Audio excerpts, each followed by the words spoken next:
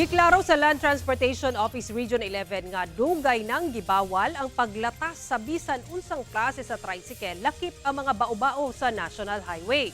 Kiniuman pipila ka mga nanag-iya og baobao ang nangutana kung anong dili sila tugutan nga mulatas sa National Highway.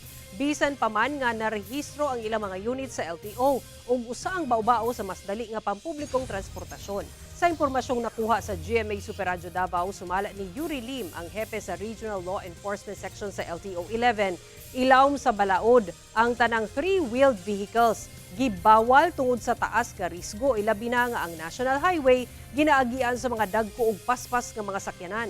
Hinuon giklaro sa LTO 11 nga dunay mga lokal nga panggamhanan nga ginatugutan ang tricycle lakip ang baobao nga mutabok sa National Highway. Dugang ni Lim, dili gihapon mamahimong mulatas sa National Highway ang mga tricycle, apan mamahimo lang sila nga mutabok.